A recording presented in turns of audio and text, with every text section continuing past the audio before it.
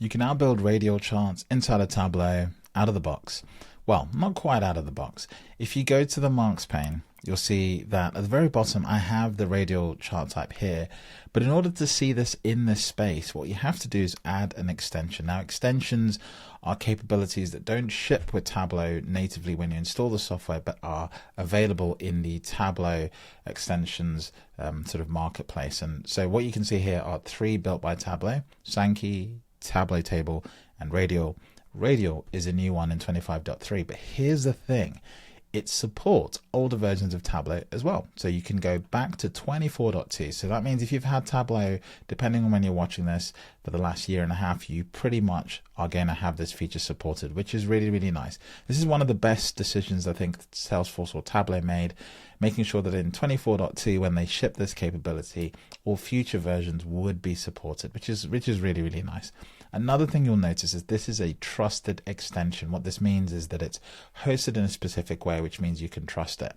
Now, in literal terms, there's actually 3 different things that this means here. So it's hosted by Tableau, or built by Tableau plus Salesforce, or a trusted partner. So it's one of 3 things. So you still have to know this, but you do see the information here. It's hosted here by Tableau in a nice secure space. So at least for this one, you know exactly what's going on.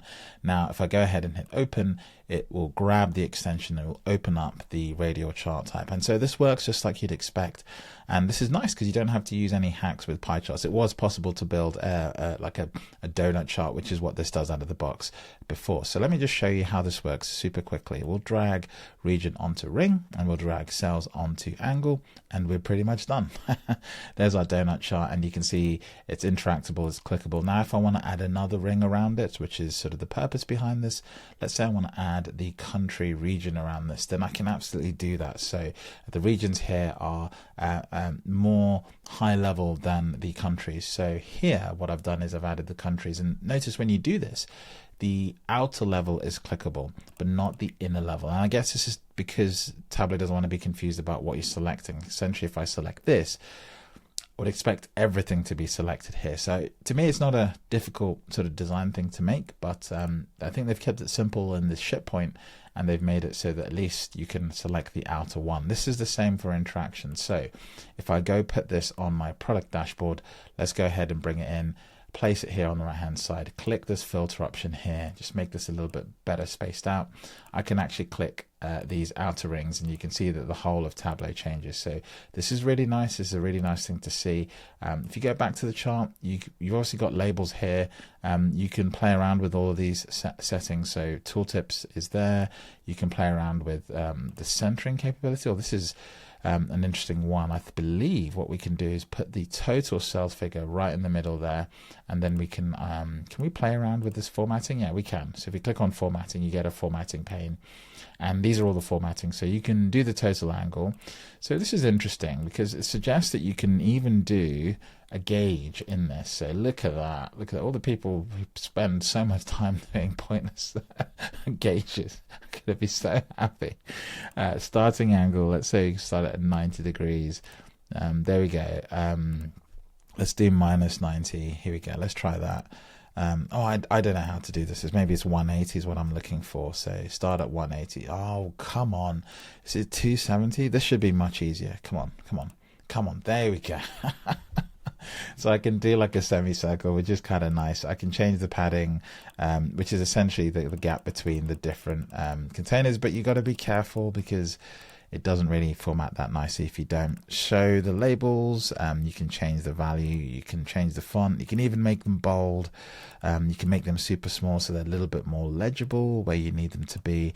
And in the center, you can set the size for this, so you can change it, you can sort of make it larger. There's a lot of customization capabilities available here. I think this is too big, so let's get this down to like a reasonable size. And by the way, why is this not just using the same font? Why is it not using Tableau Book? Why is Tableau Book not even here? I have no idea. So there must be, okay, so the automatic font sizing will space it out to fill the space. So this will override the font. So that's pretty much how it works. So yeah, I think that's sort of the best thing to do. I would just set this to like a specific font size, then you can control it.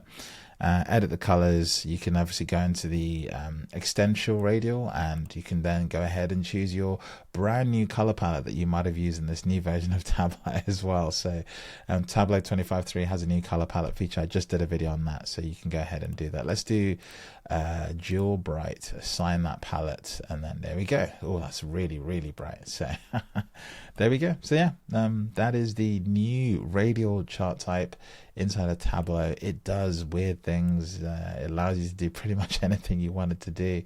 It would be nice to have a specific dimension control the color, but it's going to be this first one, the category that you picked. So what if I change the actually it was a region that I picked. So what if I change the order of these?